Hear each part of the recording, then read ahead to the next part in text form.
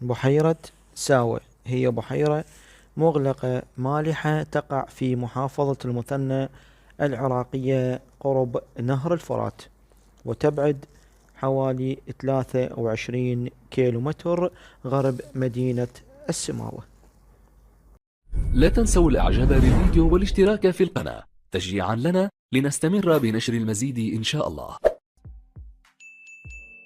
السلام عليكم أعزائي المتابعين، اليوم رجعنا لكم بحلقة جديدة. حلقتنا لهذا اليوم من أهم المنتجعات السياحية اللي موجودة بمحافظة السماوة اللي هي بحيرة ساوة. جينا اليوم إلى بحيرة ساوة، مع الأسف لقينا هاي البحيرة جافة وما بيها ماي، فارغة نهائيا، وباقية بس هاي الهيكل والركام اللي موجود داير مداير البحيرة. راح نتجول داخل بقايا البحيرة حتى انتم تشوفون هاي البحيرة اللي كان يرتادها الكثير من الزوار والسواح من مختلف دول العالم، لأن هاي البحيرة تعتبر من البحيرات الغنية بالمياه الكبريتية والكبريتية اللي تجي الناس حتى تسبح بها وتستخدمها للعلاج من كافة الأمراض الجلدية وغير الأمراض الجلدية اللي تطلع على جسم الإنسان. راح نتجول ببقايا هاي البحيرة حتى انتم تشوفون الملح اللي هو صاير عبارة عن جبال كلسية موجود داخل البحيرة. راح نراويكم الملح اللي موجود داخل هاي البحيرة، بالإضافة إلى المنتجعات اللي موجودة على جوانب البحيرة والشوارع اللي موجودة أيضا بيها. تعالوا راح نتجول ونراويكم المكان. محافظة السماوة ما بيها أنهار حتى تغذي هاي البحيرة.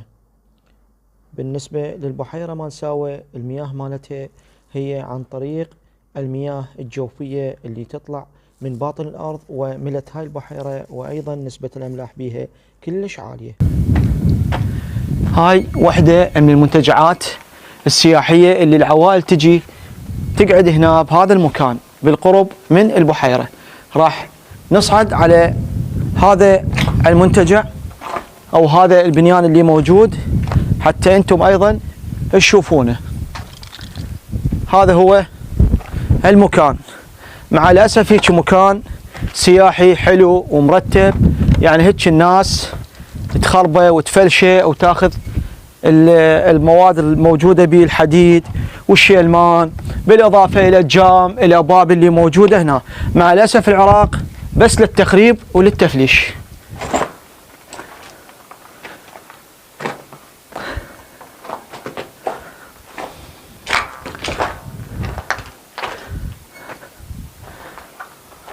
هاي المنتجعات متسلسلة منا إلى نهاية البحيرة، واحد إلى جانب الآخر، ما باقي من عندها بس هذا الهياكل اللي مفلشة واللي الناس استولت عليها وفرهدتها وسلبت الغراض اللي موجودة داخل هذا المكان، سواء الأبواب أو الشبابيك اللي موجودة بهذا المكانات.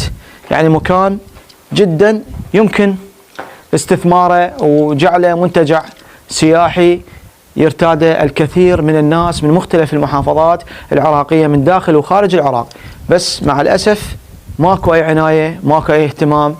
بعد ما نشفت البحيرة بعد الناس قلت ما تجي لهذا المكان، لأنه ما موجود به لا ماي حتى تسبح به وتاخذ من عنده علاج للأمراض اللي عندهم. راح ننزل داخل البحيرة ونراويكم الجبال أو الأكوام الكلسية اللي موجودة داخل البحيرة اللي تكونت نتيجة ما تبخر الماء وبقت هاي الأملاح وصارت على شكل جبال صغيرة أو أكوام صغيرة تستخدمها الناس أيضا للعلاج من الأمراض الجلدية. راح ننزل إلى داخل البحيرة ونراويكم المكان اللي موجودة بهاي الأملاح. المكان حلو ومرتب، بس حرامات هيك باقي من عنده مفلش، باقي بس هاي الهياكل اللي موجودة بهذا المكان.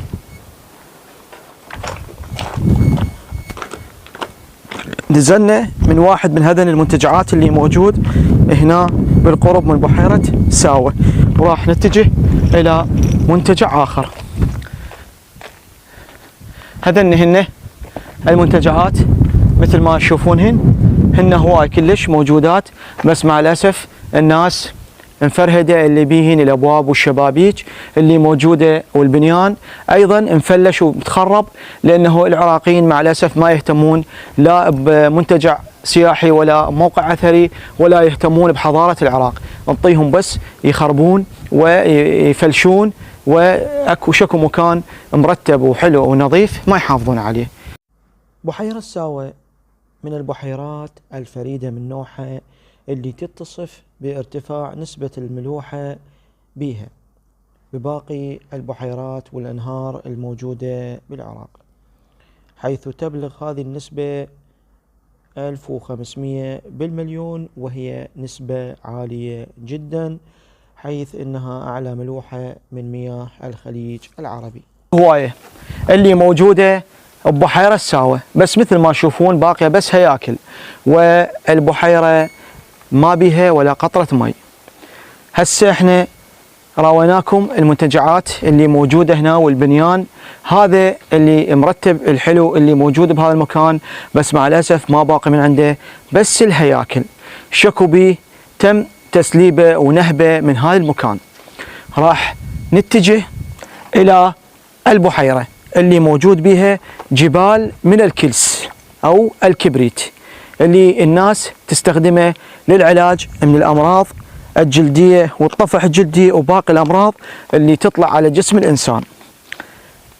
البحيرة نتيجة ما نشفت وتبخرت المياه اللي موجودة بها ما بقى من عندها بس الأملاح.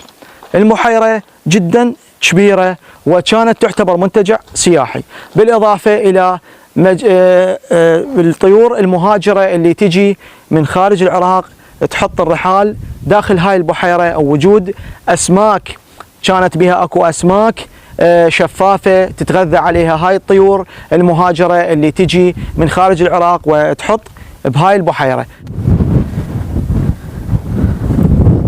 أعزائي المتابعين، نزلنا داخل بحيرة ساوة حتى نراويكم الأملاح الكلسية اللي موجودة داخل هاي البحيرة. شوف ما باقي من عندها بس هاي التلال مال الملح. طبعا هذا يستخدم للعلاج من كافة الأمراض الجلدية. تعالوا راح نتجول ونراويكم هاي التلال من الكلس اللي موجودة بداخل هاي البحيرة. هاي هسه هذا عبارة عن كلس أو أملاح، هذا اللي موجود هنا داخل هاي البحيرة تستخدمه الناس للعلاج من الأمراض الجلدية. تعال خل أراويهم وياه. هذا هو الملح يستخدم للعلاج من الأمراض الجلدية. طبعا هاي كانت الماء يغطي هاي المكان كله، بعد ما نشفت أو جفت هاي البحيرة من المياه اللي موجودة بها ما بقى من عندها بس هذا الأملاح. هاي التلال من الأملاح اللي موجودة بهاي البحيرة. هذا أيضا هو عبارة عن أملاح الكلس اللي موجود هنا. هواي من الناس يجون لهذا الأملاح أو هذا الكلس يأخذون من عنده، لأنه بفوائد غنية، يعتبر من أهم المواد الكبريتية اللي موجودة بهاي البحيرة، ويستخدم للعلاج من الأمراض الجلدية. طبعا هاي البحيرة كانت متروسة ماي، وبالإضافة إلى الماي اللي موجود بهاي البحيرة الطيور المهاجرة أيضا كانت تحط بهذا المكان. طبعا اليوم الهواء كلش عالي فما نقدر نحكي بسهولة، لأنه عذرا حتى إذا الصوت شوية مو واضح، بس الهواء عالي جدا.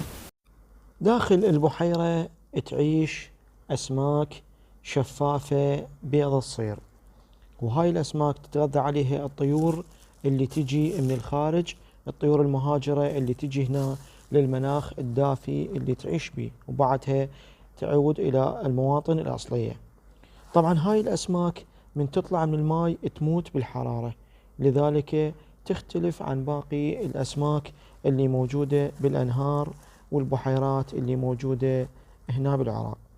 فسبحان الله هاي الأسماك تختلف بشكلها ونوعها عن باقي الأسماك، اللي موجودة ببحيرة ساوة واللي تتحمل درجة الملوحة العالية.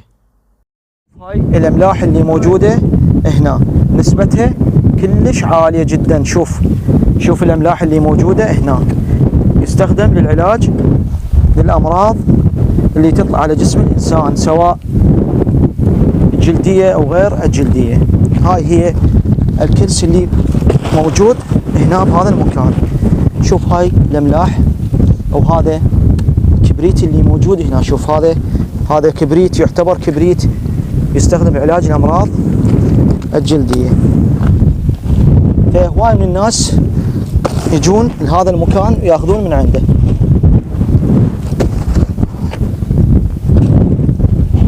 ذن كلهن اللي موجودات هنا، شوف كلهن نفس هاي الأملاح وهذا كبريت، لأن هي بحيرة ساوة غنية بالمواد المعدنية.